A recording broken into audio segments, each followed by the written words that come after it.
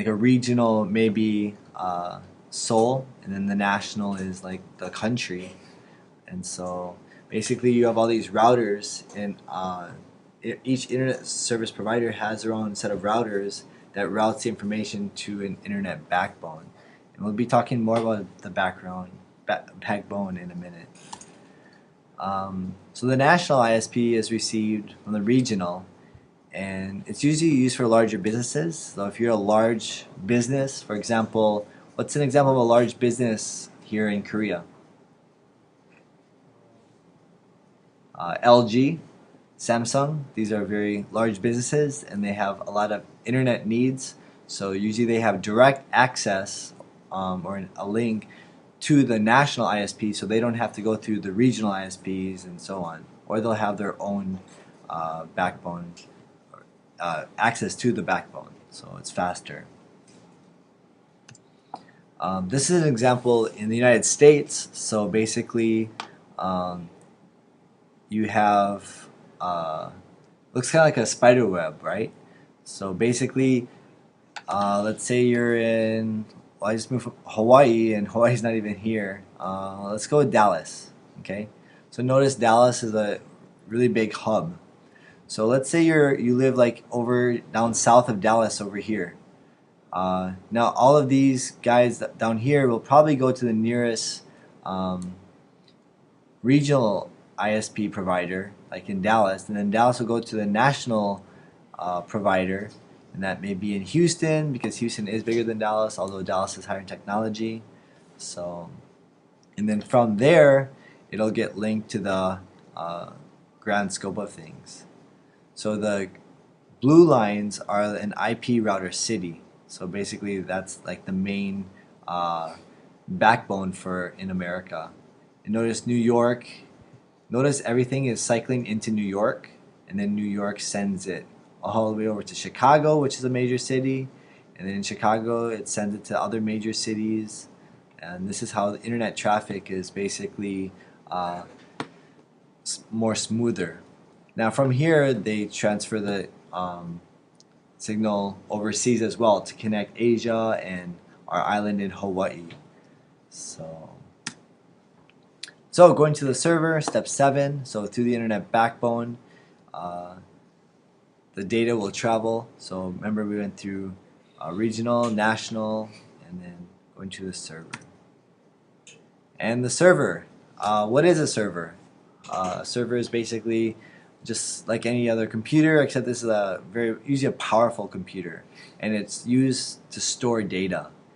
You usually don't use it to go on Microsoft Word and type up a document or open up Photoshop and edit photos. It's not for personal use. It's only for data storage use, although it's very similar to a computer. So that's what a server does, and so the server receives the data, and then it transmits the data as well and backs this up. Oh, and then once the signal goes to one place, it goes back the same way. Let's do a speed test.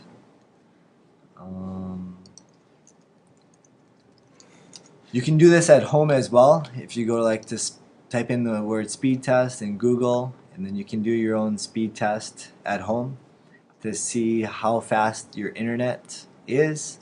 So notice it automatically picked up that we are in Seoul, Korea. Now if we want to have a speed test, let's say we want to access ESPN.com and check up on the sports and see who won the football games. Or if you want to go to Google.com. Where do you think Google.com, what city or state would that be, or country? Yes, that is in America. So when you go to Google.com, and most websites are hosted or stored in America. So I'm gonna choose San Francisco, California, because that's where Google was this past summer. I went to San Francisco and visited and saw the headquarters. So I'm gonna choose San Francisco. So notice that route. Of course, it's probably not gonna go that route. It's probably gonna go the opposite route because it's shorter. But right now, it's doing a speed test to see how fast it's going. So now the signal just went forward, now it's coming back.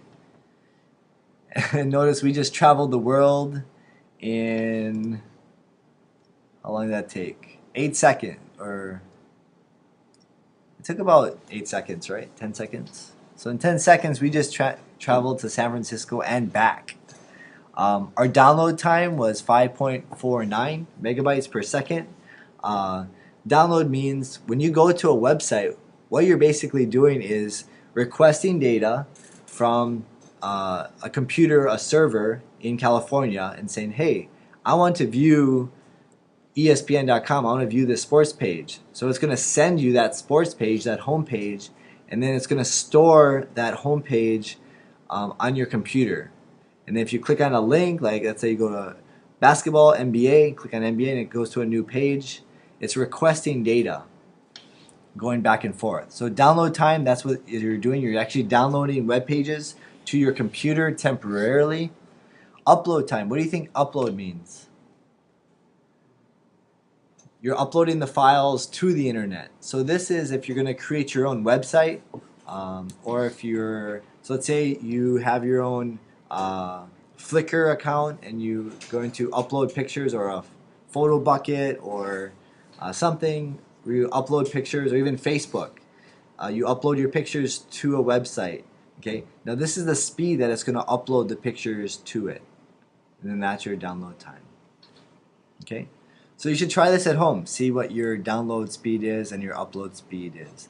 It's going right now. You see all these blinking. You see the information.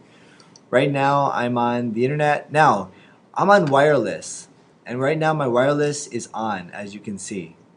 Now if I turn my airport off, I'll turn it off right now. Okay. Here I have no coverage. Right now I have no internet. Okay.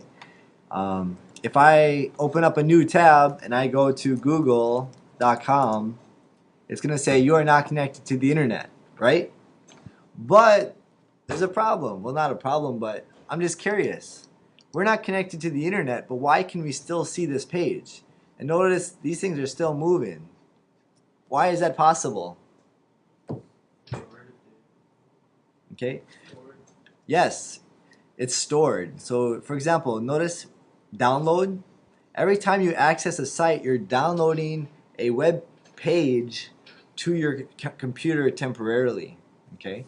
And so it's saved on your computer. So even if the internet cuts out, you still have access, or you can still view this page.